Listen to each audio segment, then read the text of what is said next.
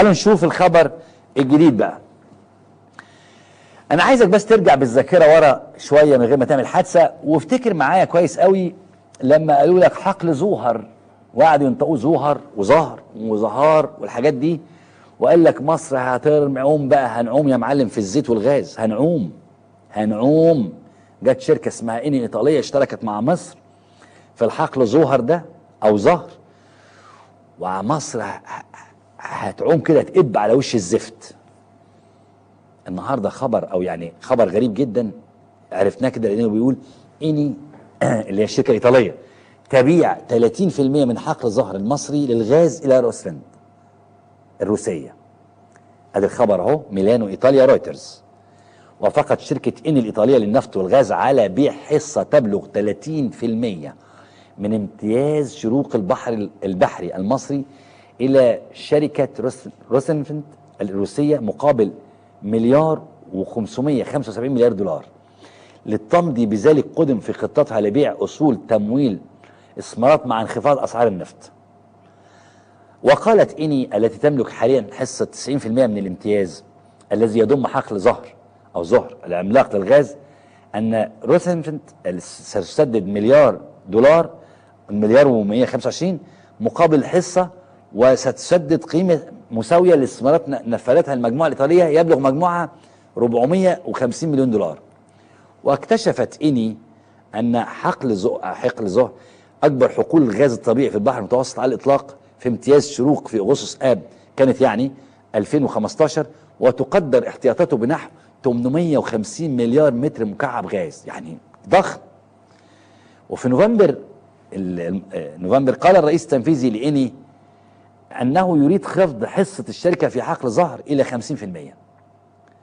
وفي ذلك الحين باعت إني التي تسيطر عليها الدولة 10% من حصتها لشركة بي مقابل 525 مليون دولار، ومنحت بي خيار شراء حصة إضافية تبلغ 5%. طيب، لما إني اكتشفت حقل زهر ده أو زهر ده أو شروق ده، أنا فاكر وأنتوا فاكرين، وممكن ترجعوا للفيديوهات على البتاع ده، هتلاقي الخبراء المصريين طلعوا قالوا ده مصر بقى وهنعيش وحاجات وبتاع. فجأة إني بتبيع حصة 30%، وباعت قبل كده البيبي. في إيه بيحصل؟ طلعت شركة البترول أو وزارة البترول المصرية قالت لا ما حصلش حاجة من ده كله، أهو لم نتلقى أي طلبات، ده امبارح بالتنازل إني عن جزء من حصتها في الزهر للشركة الروسية دي. قال مصدر مسؤول بقطاع البترول أن مصر لم تتلقى أي طلبات رسمية من شركة روس نفط الروسية أو إني الإيطالية فيما يخص التنازل عن حصة حقل زهر في منطقة امتياز. يعني ما حصلش حاجة، قال لك لا ما حصلش حاجة. وروس نفط دي الحقيقة يعني، أو الروس دي أو شركة روس دي نفت كل حاجة، وإن هم يعني ما حصلش أي حاجة، وده كلام فاضي ورويترز بتكذب. طيب نرجع لتاني لشركة إني. يا إني أنت بعتي فعلا. أنا هقول لك ليه القصة دي إحنا ماسكين فيها، هتعرف بعد كده المقلب فين. إني قالت حصلنا على موافقة الحكومة قبل بيع حصة من زهر إلى الشركة الروسية اللي اسمها روسنفت دي.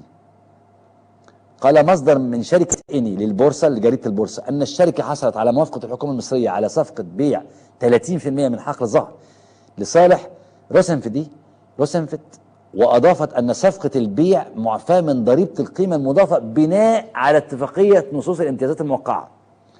وأعلنت شركة إني أمس عن بيع 30% من حصتها في حقل زهر لصالح الشركة الروسية مقابل مليار 125، على أن يتم سداد قيمة مساوية لاستثمارات نفذتها المجموعة الإيطالية بنحو كذا. طيب إيه بقى المشكلة؟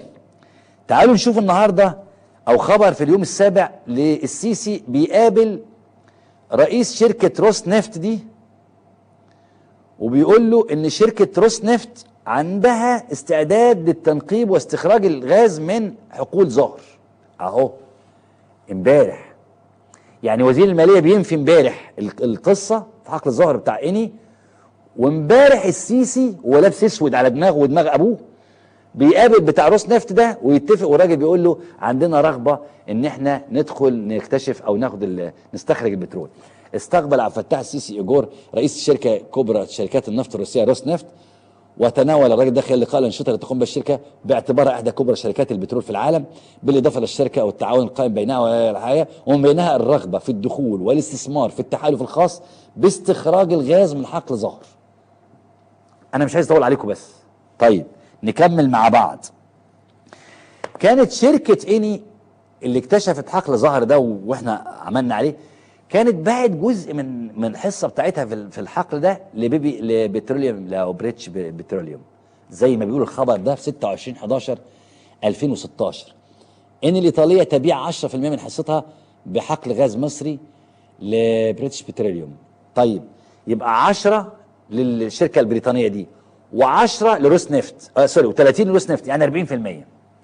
يبقى اني باعت من حصتها في حقل ظهر 40%، 10 للشركه البريطانيه و30 لروس نفت. السؤال بقى، هي اني بتبيع ليه؟ مش احنا حقل ظهر ده كنا حاطين عليه الامال والحاجات، ليه بقى اني بتبيع؟ نشوف هنا لماذا باعت اني الايطاليه حصتها بحقل غاز مصري. ده رويترز اللي بتقول تبيع شركه الطاقه الايطاليه اني حصه قدرها 30% من حقل الغاز المصري العملاق ظهر الى روس نفت الروسيه مقابل كذا، لتمضي قدما في بيع الاصول لتمويل الاستثمارات وتخفيف اثر انخفاض اسعار النفط وتجنب مزيد من المخاطر المتوقعه خلال الفتره المقبله. وقالت اني التي تملك 90% من امتياز شروق الذي يضم حقل ظهر الاثنين ان روس نفت ستدفع مليار و125 وتسدد حوالي كذا تاتي الصفقه. اذا طبقا لرويترز اني عندها مشكله في السيوله بتاعتها، عندها مشكله بعد انخفاض اسعار البترول بتاع، عندها مشكله في السيوله. فانت لما تبقى تاجر وعندك مشكله في السيوله تعمل ايه؟ تبيع جزء من اصولك. فهي باعت لبريتش بتروليوم 10% وباعت لروس نفت 30% عشان تقدر تكمل حياتها. نرجع بقى مرجوعنا، ايه روس نفت دي؟ رئيس الشركه كان امبارح بيقابل السيسي. يا ترى مين اللي مساهم في شركه روس نفت؟ يا ترى مين؟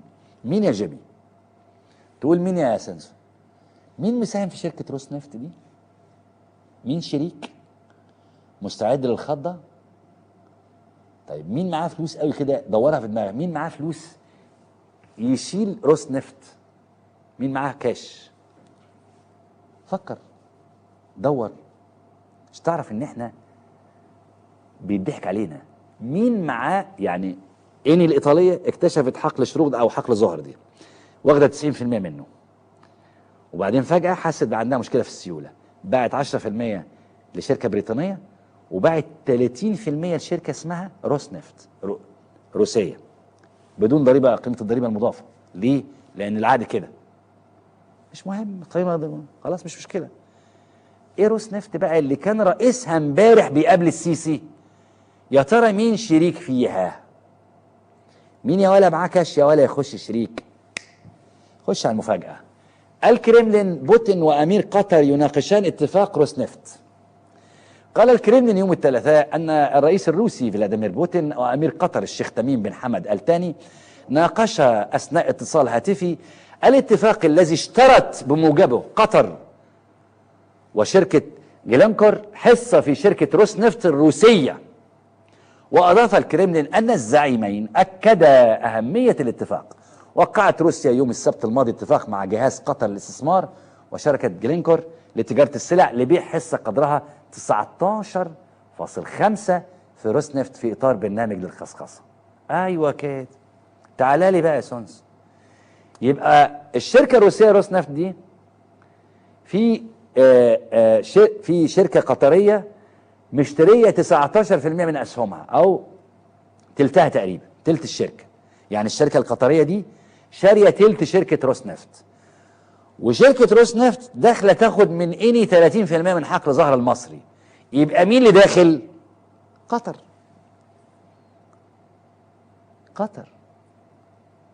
قطر اللي بيقعدوا الكلاب يشتموا في الشيخه موزه والامير تميم. قطر جات لك. ابسط بقى يا اخ احمد موسى، اقعد اشتم بقى براحتك. ما هي ده بقى اللي احنا واخدينه، الجعجعه. وقطر وهذه الدويله ويقعد يتك على الدويله. اهي الدويله دي اشترت 30% من حقل الظهر المصري اللي انت يا احمد يا موسى ومصطفى بكري قعدتوا تقولوا مصر هتعوم على بركه زفت بقى، والبترول بقى يخش كل بيت، وكل بيت هياخد 3 براميل في الشهر. قطر واخده تلت شركه روسنفت، وشركه روسنفت اشترت 30% من حقل زهر المصري، يعني تمويل قطري. ادي قطر اللي بتقعدوا تجعجعوا عليها طول الوقت، هذه الدويله الغير مذكوره. طيب واحده واحده. يعني قطر حاطت رجلها في مصر. خلي بالك ان قطر دي كان ليها مشروع في التجمع الخامس، منتجع سكني كده او حاجه كده، طردوا السكان يا عيني اللي دفعوا، وضربوا على وكيل نيابه نار. قصه كده كانت حاصله من 3 شهور يعني، عشان يطفشوا المستثمرين القطريين. طب اهي قطر يا كلاب جايه لكم بفلوسي يا كلاب، يا كلاب بفلوسي، وفي الحقل اللي انتوا حاطين عليه امال. ومش بس كده، ده انا جاي مع الدب الروسي، انا داخله انا والدب، الدب الابيض الروسي انا داخله معاه اللي هو حبيبكم.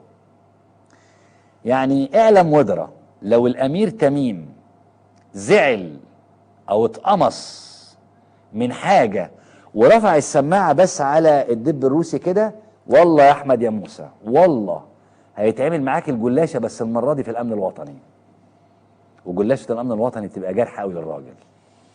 اذا طب ادي قطر الدويله جات لكم مع بوتين في حقل مصري، انتوا عملتوا عليه احتفالات، والله العظيم انا فاكر CBC اكسترا، وهذا وان مصر وقد زعق العالم وسوف نقوم والحاجات دي. ادي قطر هي اللي بتدعي دلوقتي تلت شركه روسنفت هي بتاعتها. طيب ده مش قضيه يا عم، ايه روسيا وايه قطر؟ احنا عندنا امريكا بوتين، سوري ترامب بتاعنا بيكره الاسلام والمسلمين وبيحب السيسي كده السيسي. ما تيجي نبص بصه كده على امريكا وقطر. خش مصادر صندوق الثروه السياديه القطري يبلغ واشنطن بانه سيستثمر 10 مليارات دولار في امريكا.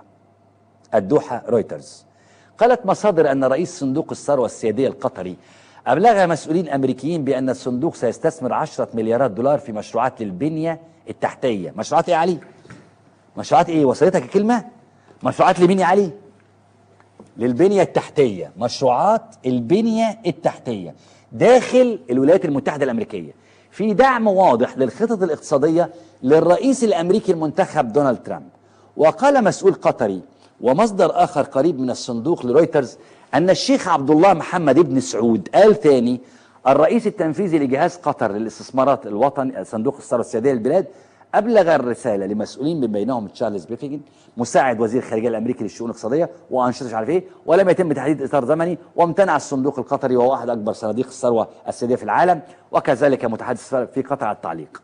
وقال الصندوق في وقت سابق أنه يعتزم استثمار 35 مليار دولار في مشروعات غير محددة في الولايات المتحدة الأمريكية فيما بين 2016 و 2021. وقال المسؤولون أنه لم يتضح ما إذا كانت ال10 مليارات تشكل جزء من هذا المبلغ ولا لا. إذن تعالى بقى نرجع تاني علي، سيبك من كل اللي فات ده خلاص، تعالى بقى نشوف.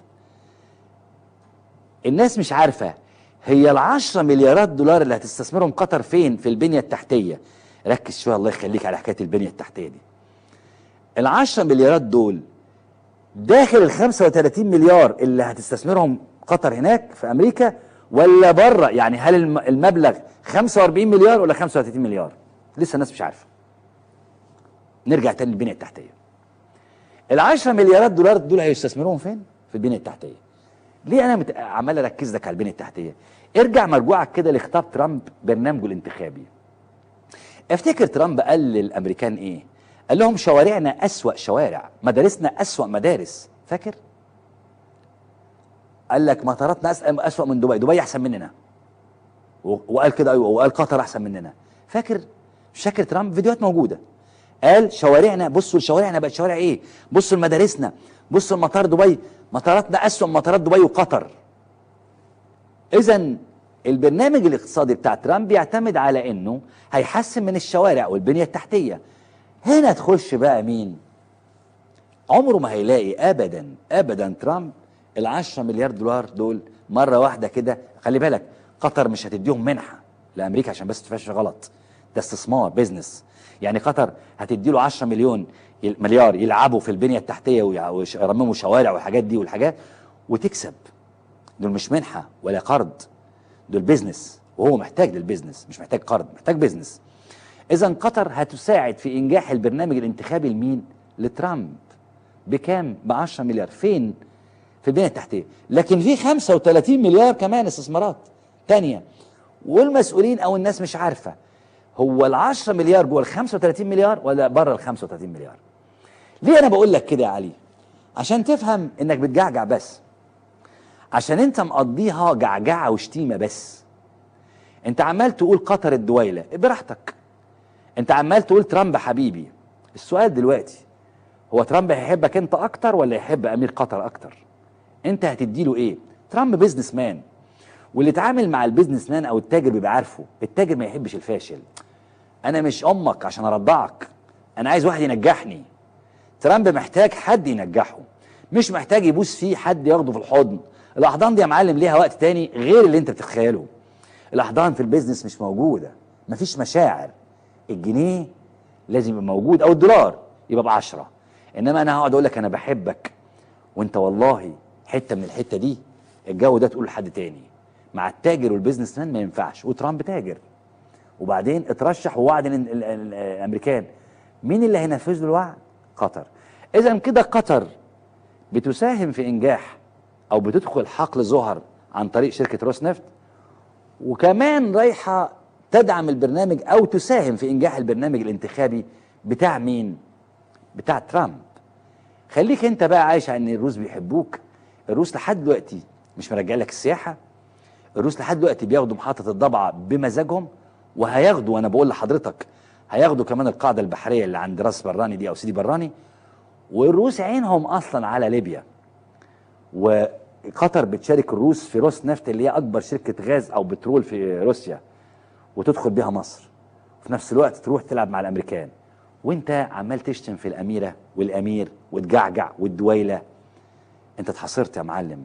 انا بقولكش ان ترامب هيرمي السيسي، بس انت احسبها. لو انت عايز تنجح هتاخد معاك واحد زي السيسي ما حلتوش حاجه وبيشحت طول الوقت وعامل نفسه يتيم وحيلة ابوه وامه، ولا هتاخد معاك حد بيزنس مان شاطر معاه فلوس يخش معاك شركه؟ قيسها انت بعقلك كده لحد ما نشوف.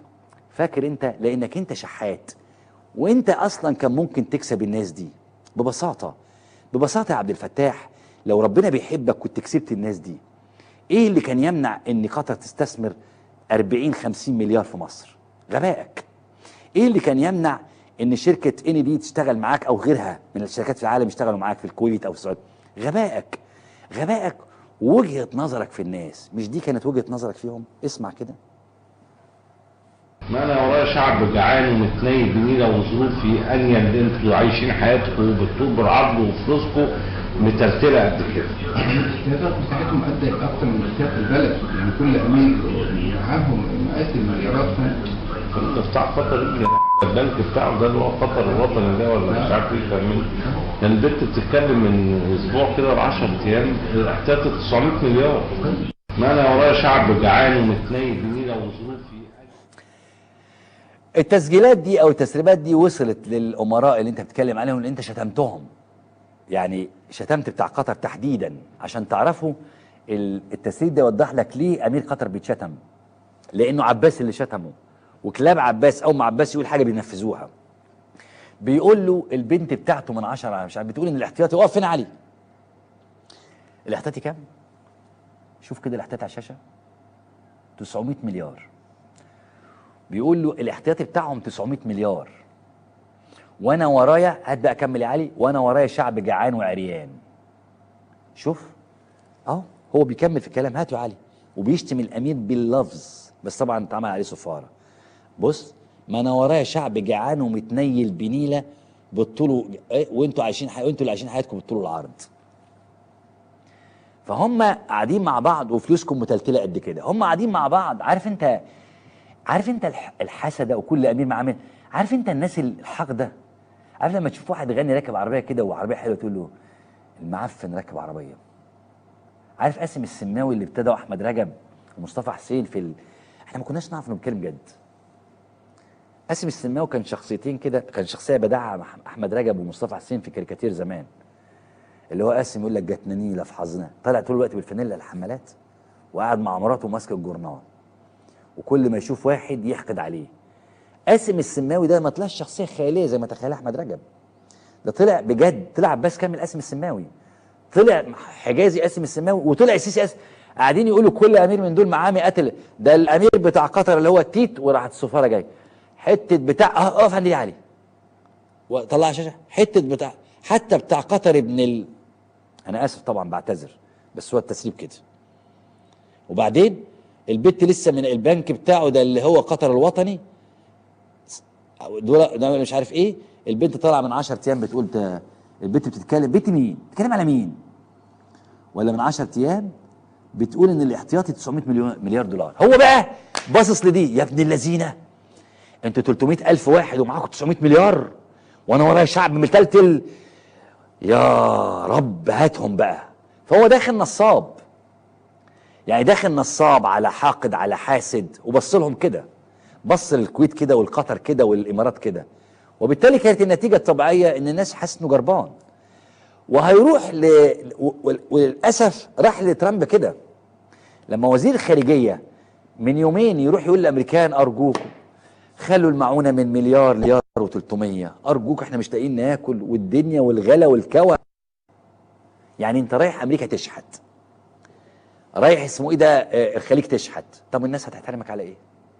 يا اخي ده القران الكريم قوي، في حاجه بتقول القران الكريم يحسبهم الجاهلون اغنياء من التعفف، يعني من كتر عفته كده ما تعرفش انه فقير. هو انت ما عدتش عليك الحكايه دي خالص؟ انت وعباس ومحمود حجازي ما عداش عليكم التعفف ان انتوا تبقوا ناس كده؟ يعني اذا كان هو فلوس انا غني في نفسي، لا احنا عايزين فلوسك ياض. عارف البلطجيه اللي بيقفوا على نص الحاره المطوه ويثبتوا العيل وياخدوا اي موبايل معاه، هم كانوا عايزين يعملوا مع قطر كده، او قطر والامارات وغيره. يعني الحقيقه ايوه زي ما كانوا يقولوا زمان، هات حسن اوسيلك، افتح يا بيت. يقول لك كان جدي الله يرحمه يحكي لك القصه دي، يقول لك الواحد من دول متقنعر قوي مش لاقي ياكل، يجي مخبط افتح يا بت هاتي لقمه لسيدك محمد. ده انت بتشحت. قال له وديني سيدي جابر، قال له سيدك انت مش انا، عبد السلام نابلسي. انت تستعبط، انت بتشحت. انت لما تشحت بقى، لو عايز تشحت يعني ايه، اعمل اصول الشحاته، انما ما تروحش بقى تعمل عليهم انك انت عبقري ولوزعي وعندك المهم في النهايه قطر بتروح تلعب زي اي بيزنس مان مع ناس ناجحه. راحت لعبت مع روسيا شركه بترول، او اكبر شركه بترول روسيا، راحت لعبت مع ترامب 10 مليار في البنيه التحتيه. النتيجه العامه ان الخليج كله شافك انك بصراحه شحات وفايح وسخيف، مش بس شحات، ده انت شحات وعينك قرحه، ده انت شحات وبايخ. يعني في شحات وانت بتديله تبقى حاسس انك انت ربنا هيكرمك، وفي شحات انت وانت بتديله عايز تاخده قلمين على وشك. هي دي بس، تديله جنيه ولا كده بس. وكان هو خبطك 5 6 دعوات قبل كده، وقايل لك نكتتين بايخين وراهم، ويا رب ينجح العروسه الحلوه اللي معاك. ممكن تبقى مراتك ويقول لك يا رب ينجحها لك وتفرح بيها، يا ابني دي مراتي، بس هو شافك انك كبير في السن مثلا يعني، او ماشيه جنب ابنك يقول لك يا رب يخلي لك ابنك الصغير وهو جوزك، فتتضايق قوي، وفي الاخر تديله الجنيه ويقول لك هو ده بس، تكنيله ناس بايخه. هو بقى السيسي عامل زي دول. كانت النتيجه ان الخليج لما شافوا كده، خش يا معلم النهارده الخبر 13 ديسمبر، المنتدى الاستراتيجي الخليج يفقد حماسه للاستثمار في مصر. قال تقرير ان دول الخليج العربيه ستفقد حماسها تجاه الاستثمار في مصر، اذ ستترك وجهه النظر السعوديه بشان ازمتها مع مصر تاثيرا كبيرا على دول الخليج الاخرى، والى جانب ذلك سيكون للتعقيدات التي تصاحب تنفيذ الاصلاحات السياسيه في مصر دور سلبي في هذه العمليه. وبين التقرير انه يمكن لدوله الامارات تبني سياسه حيال علاقاتها الاقتصاديه مع مصر، الا ان احتمالات الدخول في شراكه اعمق او اكثر استدامه بين دول الخليج ومصر ستضعف. يعني الحكايه ان مش بس قطر، ده الخليج كلها فقدت حماسها للاستثمار مع مصر. ما انا هروح استثمر مع حرامي اديله فلوس يسرقها؟ مش معقول. يعني اروح استثمر مع شحات عينه قد كده، او حقود قاسم السماوي؟ مش معقول. ادي النتيجه النهائيه. انا بس كلمه اخيره. عرفتوا بقى السيسي لما يقف وسط كلابه وهنعمل ونسوي، وفي ناس قوي تعجبها الجعجعه دي، حاجات وإن والذين، تعمل ايه بقى؟ ولا حاجه. قطر ما فتحش بقها خالص نهائي. بالمناسبه كلمه اخيره، انا لو دافع عن قطر ولا علاقه بيها، انا اصلا مش عايز اقول لك يعني رحت معرض الكتاب اترفض الفيزا بتاعتي اصلا، ما عرفش اخش قطر، ماليش علاقه بيها اصلا. لكن في النهايه دوله عارفه تشتغل ازاي. بيزنس بنعمل بيزنس، لكن ما نطلعش نجعجع والحاجات والقوانين. ذكر على شعبك، ذكر على شعبك، لكن تيجي عند الدول شايفينك انك جعر واهبل وقاسم السماوي. الناس بس اللي فرحانه مع فتح السيسي تعقل كده شويه، لان اخرتكم هتبقوا زيه كده، حنجره فقط، ظاهره صوتيه فقط. نكمل العنوان اللي جاي.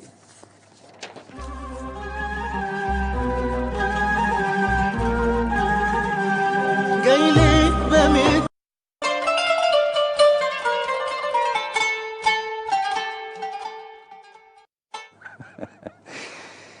اهلا بيكم، ونكمل عناوين النهارده ونيجي على الوجع بقى. اول عنوان في الوجع ونرجع لاوجاع الشعب. بيعجبني العناوين اللي بيكتبوها والله يا زمايلي. الدولار يقترب من 19 جنيه في البنوك، ولهيب الاسعار يحرق المصريين، والعالم يقتسم بترولنا في البحر المتوسط. انا عايزك بقى تقعد معايا وتسمع الكلمتين اللي هقولهم لك دول واحده واحده، لان الكلام هيبدا كده بسيط بس هيعقد في الاخر، عشان هتعرف ان احنا بنجعجع بس. النظام المصري يعني بيجعجع بس، ولا عارف يشتغل ولا بيشتغل، والناس بتضحك عليك وبتلفك النظام المصري، وبياكلوا من وراك عيش وانت قاعد تجعجع. بص، اول حاجه الدولار بقدره قادر النهارده وصل ل 19. ادي الاسعار الدولار، والدولار بقى كل لحظه هو في شأن. ادي البنوك كلها. بنك الشركه المصرفيه بقى الشراء اهو ب 18.3 و18.6 بيع، وبعدين بنك بريس، وتفضل نازل نازل نازل. كل البنوك اهو 18.6 18.2 18.2 18.5 18.8 18. بنك التعمير 18.6. اخر ما وصل اليه الدولار انه خلاص بيقرب، بيخبط دلوقتي على باب رقم 19 جنيه. اخر تحديث للدولار بقى بيخبط 19 جنيه. مش مصدقني؟ مش مصدقني صح؟ طب خد شوف كده الدولار وصل ل 18.70 و18.90. خلاص هو على الباب، زي ما 18.70 وانا قبل ما اجي 18.90، يعني داخل على 19. طيب شوف ارتفاع اسعار مزاج المصريين، المزاج بتاعك انت، الشاي والقهوه والحاجات دي. ارتفاع اسعار مزاج المصريين بعد تعويم الجنيه، والزيادات بين جنيه ونص الى 8 جنيهات. قال ماجد نادي المتحدث باسم النقابه العامه للبقالين التموين ان ارتفاع اسعار الشاي والبن سببهم هو ارتفاع سعر صرف الدولار بعد تعويم الجنيه. مؤكد ان هاتين السلعتين تحديدا من الصعب المطالبه بزراعتهم في مصر، ما نقدرش نزرع لا شاي ولا بن. ده اللي بيقول كده مجدي نادي او ماجد نادي. وتابع ارتفعت اسعار محليا بقى الشاي بما يتراوح بين جنيه ونص، من جنيه وجنيه ونص، وتتراوح عبوه الشاي العروسه وزن 40 جرام ما بين 2 الى 3 جنيهات. ده هو اللي بيقول. الا ان بعض الاكشاك بتقوم ببيعها ب3.5 او 4 حسب المنطقه الجغرافيه واقتراب او ابتعاد منافذ التوزيع. مش بس كده، ده السجاير كمان. الخواجه يعني فيليب موريس رفعهم 3 جنيه في السجاير. الخبر اهو بالارقام، زياده جديده في اسعار السجاير 3 جنيه. يلا يا عم خش.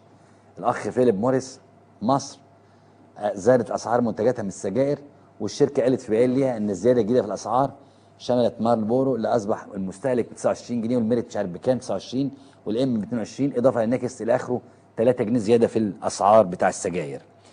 هتقول لي ما بشربش سجاير ولا عايز اشرب شاي ولا عايز اشرب قهوه. معاك حق. طب اللبس هتمشي من غير لبس؟ اللبس كمان شعبة الملابس الجاهزه الاسعار زادت 50%، وبعض التجار يتجهون للتهريب. ده الشعبة بتقول كده. الخبر النهارده 13 ديسمبر. أكد لويس عطية رئيس شعبة الملابس الجاهزة بالغرفة التجارية أن أسعار الملابس بالأسواق ارتفعت بنسبة 50%، وذلك لارتفاع أسعار الخامات المصرية المحلية بنسبة 70% ووقف الاستيراد نهائيا، مما سبب أزمة في السوق. يعني تهرب من الشاي والسكر والسجاير هتلاقي اللبس في وشك. خش بقى على الألومنيوم. العكاري أو بيقول ارتفاع أسعار الألومنيوم إلى 54,000 جنيه للطن خلال 5 شهور بس. ولسه يا أستاذ عكاري بيقول اهو المهندس طارق العكاري رئيس مجلس اداره شركه امسي للواجهات الزجاجيه ان العام الجاري شهد زيادات كبرى وغير مبرره في اسعار العديد من الخامات منها الالومنيوم اللي وصل سعر الطن بيه ل 54,000 جنيه مقارنه ب 29,000 جنيه. يعني السنه اللي فاتت يوليو الماضي كان ب 29,000، دلوقتي هو اللي بيقول ب 54,000 جنيه. ده غير الازاز ارتفع والمواد الاخرى، مما اثر على تكلفه تنفيذ المشروعات ووضع الشركات. طيب نروح للعربيات، نشوف العربيات. ادي خبر بيقول اهو توقف النجار، توقف المبيعات في قطاع السيارات بعد التعويم. قال كريم النجار رئيس التنفيذي لشركه كيان ان المبيعات توقفت تماما في المعارض بعد قرار تعويم الجنيه، متوقعا ان يشهد العام المقبل حاله انكماش في الاسواق. يا عم احنا لا هنركب عربيات ولا عايزين شاي، عايزين ناكل. خش على الفراخ. وزير الماليه 3800 طن من الدواجن المجمدة استفادت من إعفاء الجمارك. نفى عمرو الجرحي وزير المالية أن يكون قرار الحكومة الذي تراجعت عنه بشأن إعفاء الدواجن المستوردة لصالح أي من رجال الأعمال. وأكد خلال مشاركته لجنة الخطة والموازنة بمجلس النواب أنه منذ اتخاذ القرار حتى إلغائه دخلت البلاد 3800 طن، ومع إلغائه كان في الجمارك من 100 إلى 200 طن. وأوضح أن ما أشيع عن دخول 147,000 طن بحوالي 230 مليون دولار غير صحيح، مشير أن هذه الأرقام تفوق احتياجات السوق المحلي بنسبة 15%. طيب ده ماشي. نشوف اللي بعده بقى كده، نشوف الخبر اللي جاي كده. الجمارك تنفي تربح المستوردين من إعفاء الدواجن. الله، ده انتوا ضد بعض بقى. مجدي عبد العزيز رئيس مصلحة الجمارك قال ان كمية الدواجن المجمدة الواردة البلاد عبر كل المنافذ الجمركية التي بلغت 31 رسالة بوزن 4178 طن خلال الفترة من 10 حتى 22 نوفمبر تم سداد رسومها بالكامل، وقالت لموارد الموازنة العامة للدولة. التاني الراجل في الخبر اللي قبل كده بيقول ما حدش استفاد، وده مجدي عبد العزيز رئيس الجمارك بيقول لك استفدنا. دخلت من الموازنة العامة للدولة كام؟ بلغت 31 رسالة 4178 طن خلال الفترة من 10 ل 22 نوفمبر، دخلت وقالت رسومها كلها للدولة. عمرو الجرحي بيقول لا ما حدش استفاد.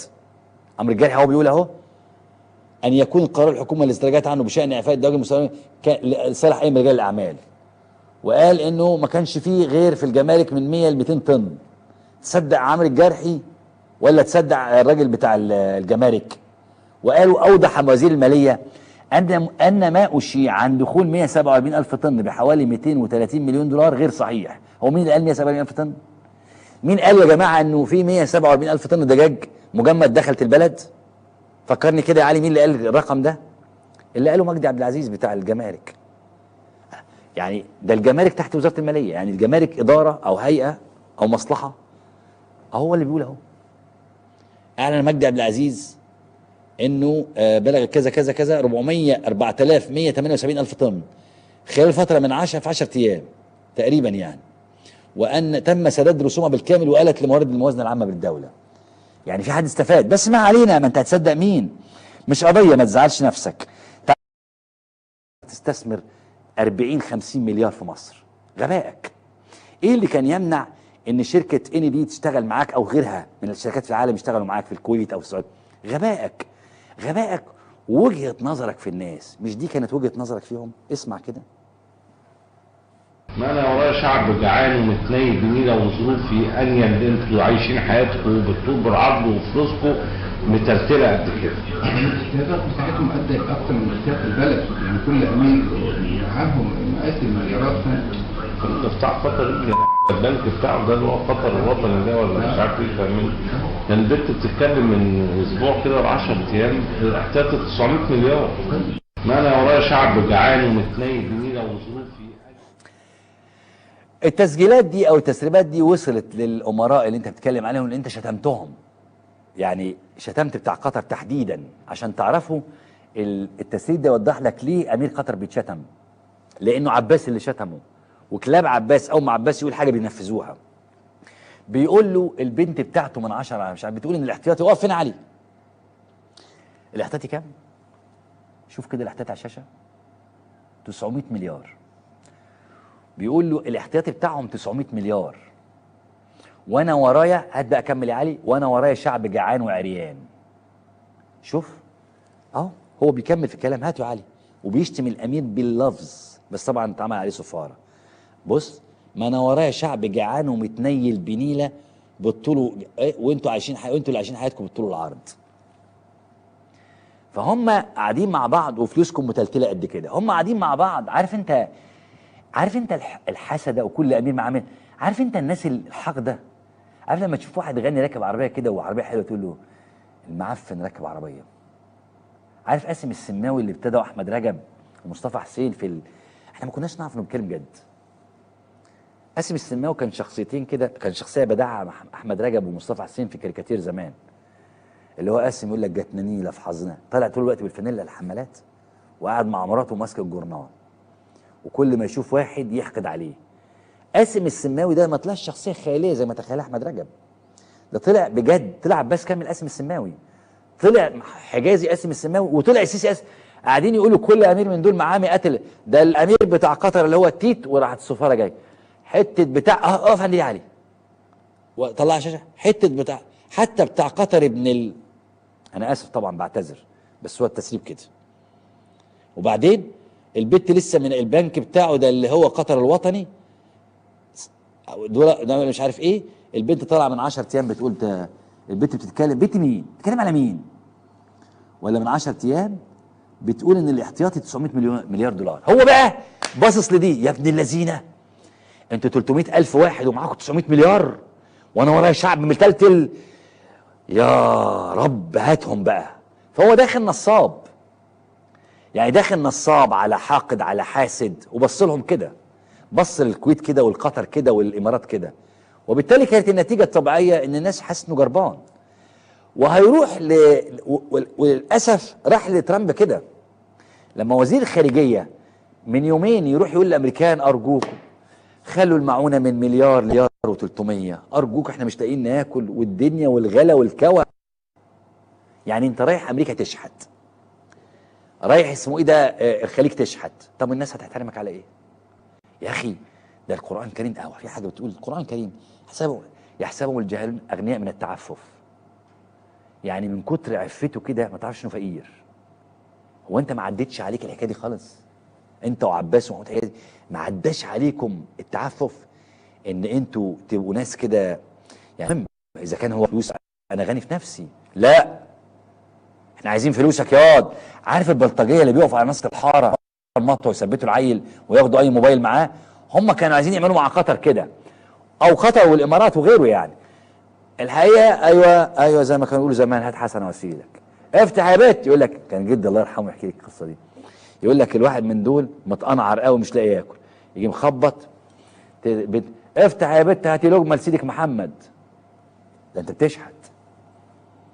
قال له وديني سيدي جابر، قال له سيدك انت مش انا، عبد السلام نابلسي. انت تستعبط، انت بتشحت. انت لما تشحت بقى، لو عايز تشحت يعني ايه، اعمل اصول الشحاته، انما ما تروحش بقى تعمل عليهم انك انت عبقري ولوزعي وعندك المهم في النهايه قطر بتروح تلعب زي اي بيزنس مان مع ناس ناجحه. راحت لعبت مع روسيا شركه بترول، او اكبر شركه بترول روسيا، راحت لعبت مع ترامب 10 مليار في البنيه التحتيه. النتيجه العامه ان الخليج كله شافك انك بصراحه شحات وفايح وسخيف. مش بس شحات، ده انت شحات وعينك قرحه، ده انت شحات وبايخ. يعني في شحات وانت بتديله تبقى حاسس انك انت ربنا هيكرمك، وشحات انت وانت بتديله عايز تاخده قلمين على وشك. هي دي بس، تديله جنيه يقول لك ده بس. وكان هو خبطك 5 6 دعوات قبل كده، وقايل لك نكتتين بايخين وراهم، ويا رب ينجح العروسه الحلوه اللي معاك. ممكن تبقى مراتك ويقول لك يا رب ينجحها لك وتفرح بيها، يا ابني دي مراتي. بس هو شافك انك كبير في السن مثلا يعني، او ماشيه جنب ابنك يقول لك يا رب يخلي لك البيه ابنك الصغير وهو جوزك. تعالوا نشوف الخبر الجديد بقى. انا عايزك بس ترجع بالذاكره ورا شويه من غير ما تعمل حادثه، وافتكر معايا كويس قوي لما قالوا لك حقل زوهر، وقعدوا ينطقوا زوهر وزهر وزهار والحاجات دي، وقال لك مصر هترعوم بقى، هنعوم يا معلم في الزيت والغاز، هنعوم. جت شركه اسمها اني ايطاليه اشتركت مع مصر في الحقل زوهر ده او زهر، ومصر هتعوم كده تقب على وش الزفت. النهارده خبر، او يعني خبر غريب جدا عرفناه كده، لانه بيقول اني اللي هي الشركه الايطاليه تبيع 30% من حقل زهر المصري للغاز الى روسفند الروسيه. ادي الخبر اهو، ميلانو ايطاليا رويترز. وافقت شركه اني الايطاليه للنفط والغاز على بيع حصه تبلغ 30% من امتياز شروق البحري المصري الى شركه روسنفند الروسيه مقابل $1.575 مليار، للتمضي بذلك قدم في خطتها لبيع اصول تمويل استثمارات مع انخفاض اسعار النفط. وقالت اني التي تملك حاليا حصه 90% من الامتياز الذي يضم حقل زهر او زهر العملاق للغاز ان روسنفند ستسدد $1 $1.125 مقابل الحصه، وستسدد قيمه مساويه لاستثمارات نفذتها المجموعه الايطاليه يبلغ مجموعها $450 مليون. واكتشفت اني ان حقل زهر اكبر حقول الغاز الطبيعي في البحر المتوسط على الاطلاق في امتياز شروق في اغسطس اب كانت يعني 2015، وتقدر احتياطاته بنحو 850 مليار متر مكعب غاز، يعني ضخم. وفي نوفمبر قال الرئيس التنفيذي لإني أنه يريد خفض حصة الشركة في حقل زهر إلى 50%. وفي ذلك الحين باعت إيني التي تسيطر عليها الدولة 10% من حصتها لشركة بي مقابل $525 مليون، ومنحت بي خيار شراء حصة إضافية تبلغ 5%. طيب لما إني اكتشفت حقل زهر ده أو زهر ده أو شروق ده، أنا فاكر وأنتوا فاكرين، وممكن ترجعوا للفيديوهات على البتاع ده، هتلاقي الخبراء المصريين طلعوا قالوا ده مصر بقى وهنعيش وحاجات وبتاع. فجأة إني بتبيع حصة 30% وباعت قبل كده البيبي. في إيه بيحصل؟ طلعت شركة البترول أو وزارة البترول المصرية قالت لا ما حصلش حاجة من ده كله، أهو لم نتلقى أي طلبات، ده امبارح بالتنازل إني عن جزء من حصتها في زهر للشركة الروسية دي. قال مصدر مسؤول بقطاع البترول أن مصر لم تتلقى أي طلبات رسمية من شركة روس نفط الروسية أو إني الإيطالية فيما يخص التنازل عن حصة حقل زهر في منطقة امتياز. يعني ما حصلش حاجة، قال لك لا ما حصلش حاجة. وروس نفط دي الحقيقة يعني، أو الروس دي أو شركة روس دي نفت كل حاجة، ولا هم يعني ما حصلش أي حاجة، وده كلام فاضي ورويترز بتكذب. طيب نرجع لتاني لشركة إني. يا إني أنت بعتي فعلا؟ أنا هقول لك ليه القصة دي إحنا ماسكين فيها، هتعرف بعد كده المقلب فين. إني قالت حصلنا على موافقة الحكومة قبل بيع حصة من زهر إلى الشركة الروسية اللي اسمها روسنفت دي. قال مصدر من شركة إني للبورصة لجريدة البورصة أن الشركة حصلت على موافقة الحكومة المصرية على صفقة بيع 30% من حقل زهر لصالح روسنفت، وأضافت أن صفقة البيع معفاة من ضريبة القيمة المضافة بناء على اتفاقية نصوص الامتيازات الموقعة.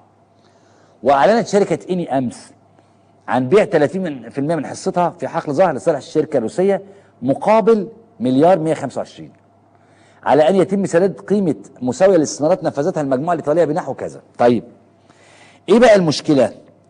تعالوا نشوف النهاردة أو خبر في اليوم السابع للسيسي بيقابل رئيس شركة روس نفط دي، وبيقول له إن شركة روس نفط عندها استعداد للتنقيب واستخراج الغاز من حقول زهر. أهو امبارح يعني وزير المالية بينفي امبارح القصة في حقل الزهر بتاع إني، وامبارح السيسي وهو لابس اسود على دماغه ودماغ أبوه بيقابل بتاع روس نفط ده ويتفق، والراجل بيقول له عندنا رغبة ان احنا ندخل نكتشف او نستخرج البترول.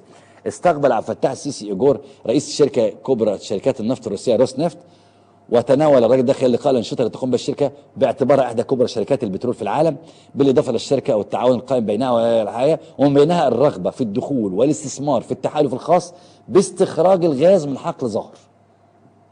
انا مش عايز اطول عليكم بس. طيب نكمل مع بعض. كانت شركه اني اللي اكتشفت حقل ظهر ده واحنا عملنا عليه، كانت باعت جزء من الحصه بتاعتها في الحقل ده لبتروليوم، لبريتش بتروليوم، زي ما بيقول الخبر ده في 26/11/2016 ان الايطاليه تبيع 10% من حصتها بحقل غاز مصري لبريتش بتروليوم. طيب يبقى 10 للشركه البريطانيه دي و10 لروس نفت، و30 لروس نفت، يعني 40%. يبقى اني باعت من حصتها في حقل ظهر 40%، 10 للشركه البريطانيه و30 لروس نفت. السؤال بقى، هي اني بتبيع ليه؟ مش احنا حقل ظهر ده كنا حاطين عليه الامان؟ فتتضايق قوي وفي الاخر تديله الجنيه ويقول لك هو ده بس تكنيله ناس بايخه. هو بقى السيسي عامل زي دول. كانت النتيجه ان الخليج لما شافوا كده، خش يا معلم النهارده الخبر 13 ديسمبر، المنتدى الاستراتيجي الخليج يفقد حماسه للاستثمار في مصر. قال تقرير أن دول الخليج العربية ستفقد حماسها تجاه الاستثمار في مصر، إذ ستترك وجهة النظر السعودية بشأن أزمتها مع مصر تأثيرا كبيرا على دول الخليج الأخرى، وإلى جانب ذلك سيكون للتعقيدات التي تصاحب تنفيذ الإصلاحات السياسية في مصر دور سلبي في هذه العملية. وبين التقرير أنه يمكن لدولة الإمارات تبني سياسة حيال علاقاتها الاقتصادية مع مصر، إلا أن احتمالات الدخول في شراكة أعمق أو أكثر استدامة بين دول الخليج ومصر ستضعف. يعني الحكاية ان مش بس قطر، ده الخليج كلها فقدت حماسها للاستثمار مع مصر. ما انا هروح استثمر مع حرامي اديله فلوس يسرقها؟ مش معقول. يعني اروح استثمر مع شحات عينه قد كده، او حقود قاسم السماوي؟ مش معقول. ادي النتيجة النهائية. انا بس كلمة اخيرة، عرفتوا بقى السيسي لما يقف وسط كلابه وهنعمل ونسوي، وفي ناس قوي تعجبها الجعجعة دي، حاجات وإن والذين، تعمل بقى ولا حاجة. قطر ما فتحش بقها خالص نهائي. بالمناسبة كلمة أخيرة، أنا لو دافع عن قطر علاقة بيها، أنا أصلا مش عايز أقول لك يعني رحت معرض الكتاب اترفض الفيزا بتاعتي أصلا، ما عرفش أخش قطر، ماليش علاقة بيها أصلا. لكن في النهاية دولة عارفة تشتغل إزاي. بيزنس بنعمل بيزنس، لكن ما نطلعش نجعجع والحاجات والقوانين. ذكر على شعبك، ذكر على شعبك، لكن تيجي عند الدول شايفينك انك جعر وهبل وقاسم السماوي. الناس بس اللي فرحانه مع فتح السيسي تعقل كده شويه، لان اخرتكم هتبقوا زيه كده، حنجره فقط، ظاهره صوتيه فقط. نكمل العنوان اللي جاي.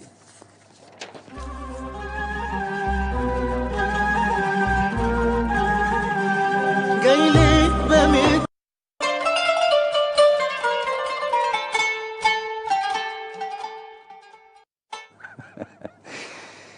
اهلا بيكم ونكمل عناوين النهارده ونيجي على الوجع بقى. اول عنوان في الوجع ونرجع لاوجاع الشعب. بيعجبني العناوين اللي بيكتبوها والله يا زمايلي. الدولار يقترب من 19 جنيه في البنوك، ولهيب الاسعار يحرق المصريين، والعالم يقتسم بترولنا في البحر المتوسط. انا عايزك بقى تقعد معايا وتسمع الكلمتين اللي هقولهم لك دول واحده واحده، لان الكلام هيبدا كده بسيط بس هيعقد في الاخر، عشان هتعرف ان احنا بنجعجع بس.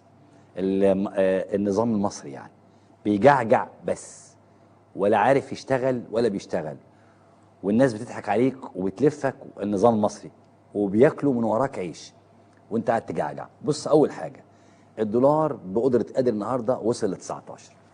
ادي الاسعار الدولار، والدولار بقى كل لحظه هو في شأن. ادي البنوك كلها. بنك الشركه المصرفيه بقى الشراء اهو ب 18/3 و18/6 بيع، وبعدين بنك بريس، وتفضل نازل نازل نازل. كل البنوك اهو 18/6 18/2 18/2 18/5 18/8 18. بنك التعمير 18/6. اخر ما وصل اليه الدولار انه خلاص بيقرب، بيخبط دلوقتي على باب رقم 19 جنيه. اخر تحديث للدولار بقى بيخبط 19 جنيه. مش مصدقني؟ مش مصدقني صح؟ طب خد شوف كده الدولار وصل ل 18.70 و18.90، خلاص هو على الباب. زي ما 18.70 وانا قبل ما اجي 18.90، يعني داخل على 19. طيب شوف ارتفاع اسعار مزاج المصريين، المزاج بتاعك انت، الشاي والقهوه والحاجات دي. ارتفاع اسعار مزاج المصريين بعد تعويم الجنيه والزيادات بين جنيه ونص الى 8 جنيهات. قال ماجد نادي المتحدث باسم النقابه العامه للبقالين التموين ان ارتفاع اسعار الشاي والبن سببهم هو ارتفاع سعر صرف الدولار بعد تعويم الجنيه. مؤكد ان هاتين السلعتين تحديدا من الصعب المطالبه بزراعتهم في مصر، ما نقدرش نزرع لا شاي ولا بن. ده اللي بيقول كده مجدي نادي او ماجد نادي. وتابع ارتفعت اسعار محليا بقى الشاي بما يتراوح بين جنيه ونص، من جنيه وجنيه ونص، وتتراوح عبوه الشاي العروسه وزن 40 جرام ما بين 2 الى 3 جنيهات. ده هو اللي بيقول.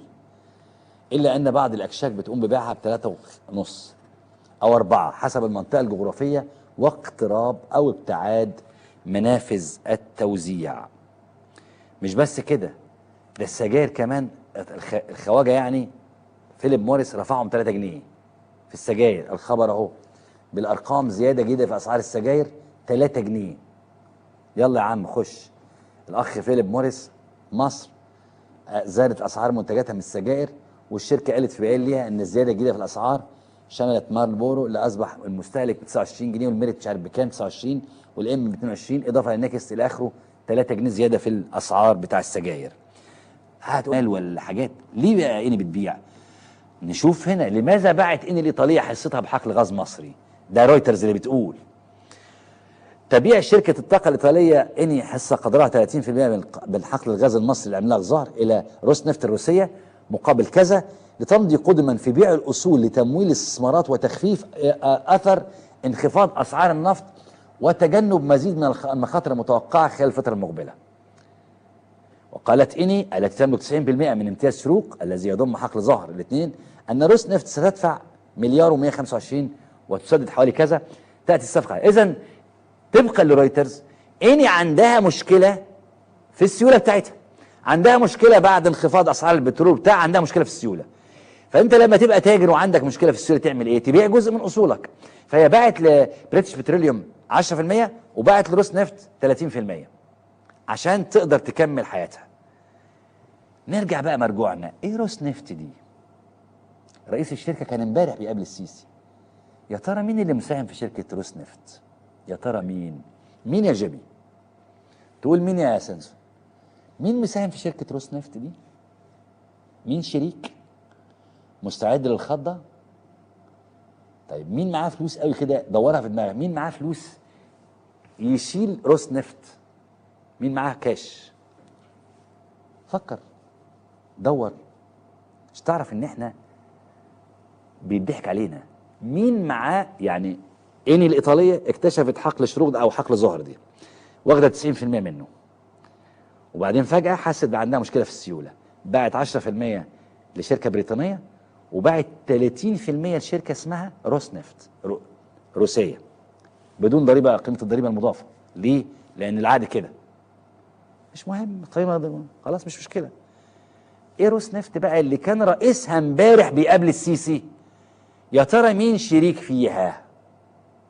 مين يا ولا معاه كاش يا ولا يخش شريك؟ خش على المفاجاه. الكريملين بوتين وامير قطر يناقشان اتفاق روس نفط. قال الكريملين يوم الثلاثاء ان الرئيس الروسي فلاديمير بوتين وامير قطر الشيخ تميم بن حمد ال ثاني ناقشا اثناء اتصال هاتفي الاتفاق الذي اشترت بموجبه قطر وشركه جلينكور حصه في شركه روس نفط الروسيه. واضاف الكريملين ان الزعيمين اكدا اهميه الاتفاق. وقعت روسيا يوم السبت الماضي اتفاق مع جهاز قطر للاستثمار وشركه جلينكور لتجاره السلع لبيع حصه قدرها 19.5 في روس نفط في اطار برنامج للخصخصه. ايوه كده. تعالى لي بقى يا سونس. يبقى الشركه الروسيه روس نفط دي في شركه قطريه مشتريه 19% من اسهمها او تلتها تقريبا، تلت الشركه. يعني الشركه القطريه دي شاريه تلت شركه روسنفت، وشركه روسنفت داخله تاخد من اني 30% من حقل ظهر المصري. يبقى مين اللي داخل؟ قطر.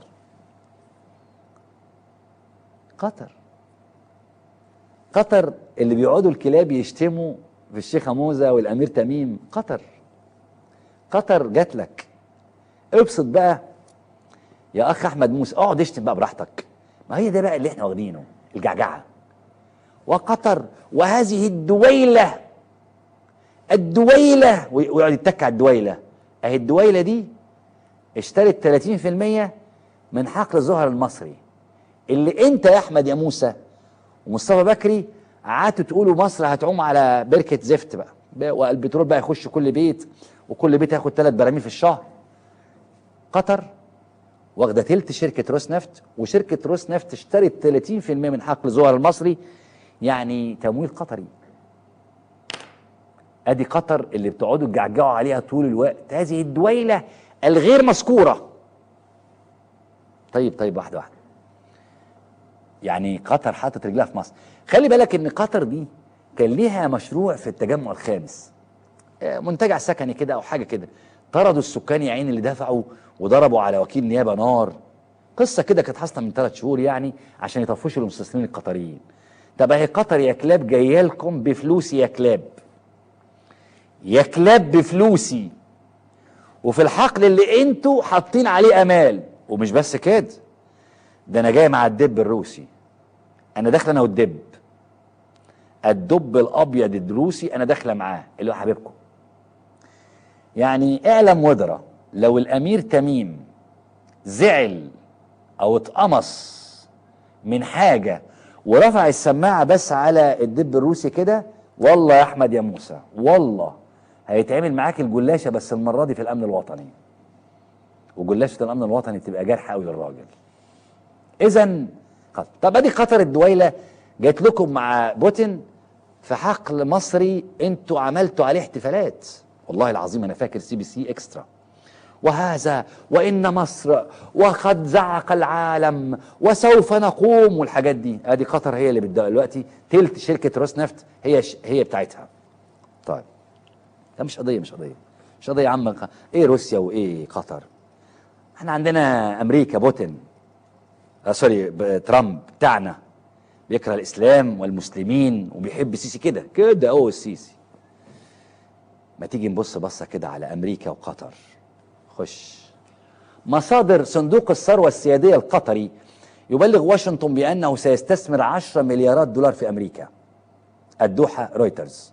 قالت مصادر ان رئيس صندوق الثروه السياديه القطري ابلغ مسؤولين امريكيين بان الصندوق سيستثمر 10 مليارات دولار في مشروعات للبنيه التحتيه. مشروعات ايه يا علي؟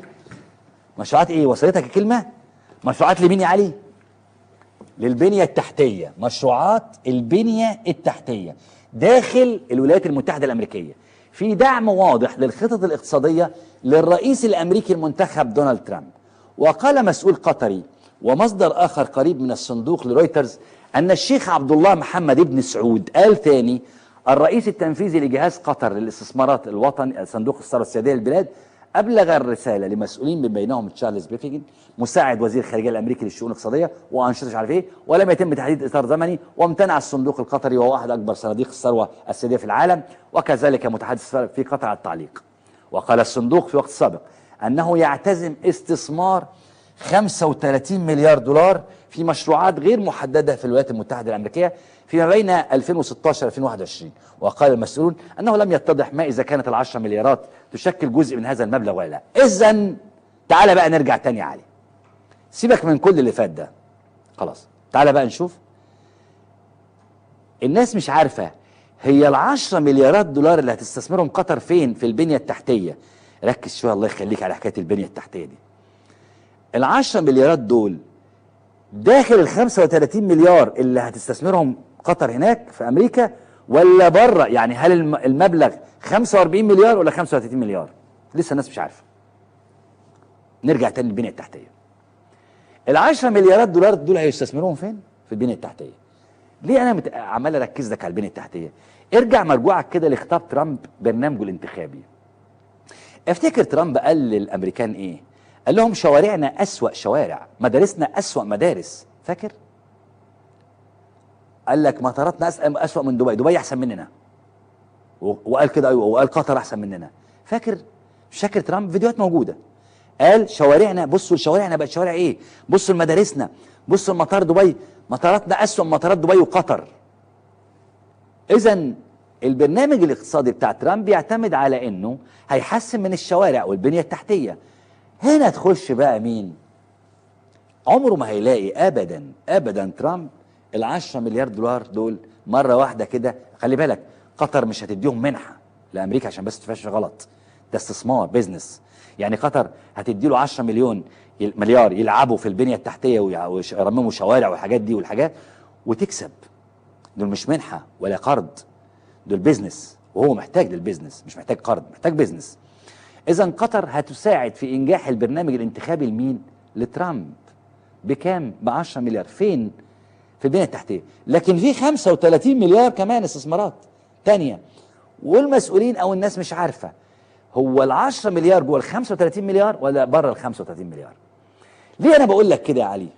عشان تفهم انك بتجعجع بس، عشان انت مقضيها جعجعه وشتيمه بس. انت عمال تقول قطر الدويله براحتك، انت عمال تقول ترامب حبيبي.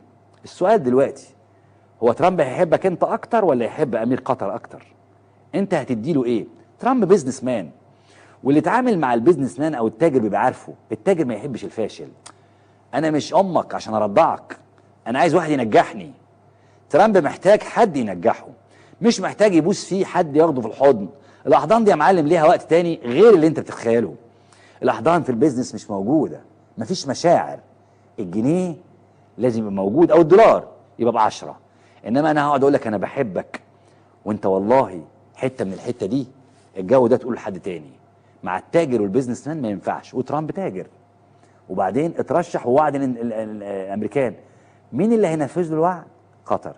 اذا كده قطر بتساهم في انجاح او بتدخل حقل زهر عن طريق شركه روس نفط، وكمان رايحه تدعم البرنامج او تساهم في انجاح البرنامج الانتخابي بتاع مين؟ بتاع ترامب. خليك انت بقى عايش على ان الروس بيحبوك. الروس لحد دلوقتي مش مرجع لك السياحه، الروس لحد دلوقتي بياخدوا محطه الضبعه بمزاجهم، وهياخدوا، وانا بقول لحضرتك هياخدوا كمان القاعده البحريه اللي عند راس براني دي او سيدي براني. والروس عينهم اصلا على ليبيا، وقطر بتشارك الروس في روس نفط اللي هي اكبر شركه غاز او بترول في روسيا، وتدخل بيها مصر، وفي نفس الوقت تروح تلعب مع الامريكان، وانت عمال تشتم في الاميره والامير وتجعجع والدويله. انت اتحصرت يا معلم. انا بقولكش ان ترامب هيرمي السيسي، بس انت احسبها. لو انت عايز تنجح هتاخد معاك واحد زي السيسي ما حلتوش حاجه وبيشحت طول الوقت وعامل نفسه يتيم وحيلت ابوه وامه، ولا هتاخد معاك حد بيزنس مان شاطر معاه فلوس يخش معاك شركه؟ قيسها انت بعقلك كده لحد ما نشوف. فاكر انت؟ لانك انت شحات، وانت اصلا كان ممكن تكسب الناس دي ببساطه. ببساطه يا عبد الفتاح، لو ربنا بيحبك كنت كسبت الناس دي. ايه اللي كان يمنع ان قطر